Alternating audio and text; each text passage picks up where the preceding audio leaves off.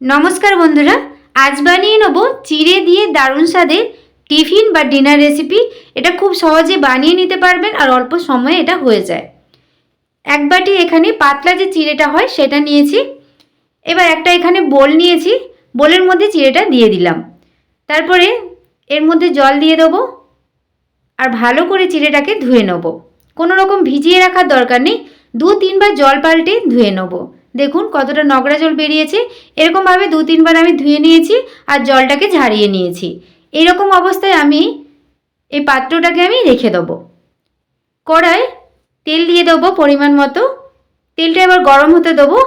যখন তেলটা গরম হয়ে যাবে এর মধ্যে 2টো ডিম ফাটিয়ে দিলাম, অল্প একটু লবণ আর একটু গোলমরিচ ছড়িয়ে দিলাম। তারপর নাড়াচাড়া করে ডিমটাকে হালকা করে ভেজে নেব। আমার চ্যানেলে আপনি যদি নতুন হয়ে থাকেন প্লিজ আমার চ্যানেলটি সাবস্ক্রাইব করবেন আর পাশে থাকা বেল আইকনটা পুশ করে দেবেন আমার নতুন ভিডিও পাওয়ার জন্যে। ডিমটা আমার ভাজা হয়ে যাওয়ার পর একটা পাত্রে তুলে নিয়েছি। ওই একই কড়াইয়ে আবারও কিছুটা তেল দিয়ে দিয়েছি। তেলটা যখন গরম হয়ে যাবে এর মধ্যে গোটা জিরে আর দিয়ে দিলাম কালো সরষে আর এখানে কয়েকটা কারি পাতা দিয়ে দিলাম। ওটা যখন ভাজা হয়ে যাবে এর মধ্যে দিয়ে দেবো কেটে ধুয়ে রাখা আলু কুচি, দিয়ে দিলাম ক্যাপসিকাম কুচি, গাজর কুচি, দিয়ে দিলাম বিনস কুচি আর পেঁয়াজ কুচি আর ফুলকপি কুচি। সব সবজিগুলোকে আমি কিন্তু খুব ছোট ছোট করে কেটেছি।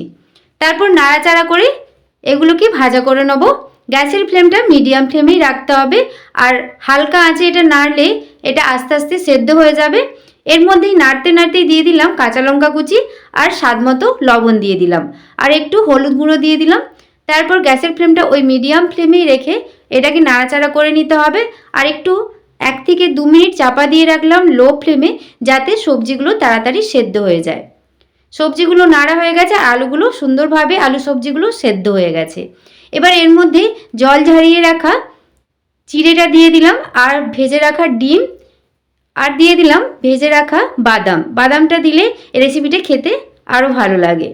তারপর নাড়াচাড়া করে এটাকে হালকা করে ভেজে নিচ্ছি। ফেসবুক পেজ থেকে যদি আপনারা দেখে থাকেন প্লিজ আমার ফেসবুক পেজটা ফলো করে দেবেন আর রেসিপিটি ভালো লাগলে প্লিজ একটি লাইক কমেন্ট শেয়ার করবেন। এই সময় আবারও একটু লবণ ছড়িয়ে দিলাম, দিয়ে আবারও কয়েকবার নাড়াচাড়া করে নিচ্ছি। রেসিপিটি একদমই ঝরঝরে হয়, কোনো রকম জড়াবে না। এটা আমার হয়ে গেছে, এবার নামিয়ে আপনাদের দিকে দেখাচ্ছি। প্লেটের মধ্যে কিছুটা নিয়ে নিয়েছি, দেখুন কত সুন্দর লাগছে, খেতেও দারুণ লাগে। তৈরি হয়ে গেল এগ পোহা রেসিপি। এটাও খুব সহজেই বানানো হয়ে যায়, দেখেই নিলেন। এটা আপনারা সকালে টিফিনেও খেতে পারেন, রাতের ডিনারেও খেতে পারেন বা স্কুল টিফিনেও দিতে পারেন। রেসিপিটি যদি আপনাদের ভালো লাগে প্লিজ একটি লাইক কমেন্ট শেয়ার করবেন। সবাই ভালো থাকবেন, ধন্যবাদ।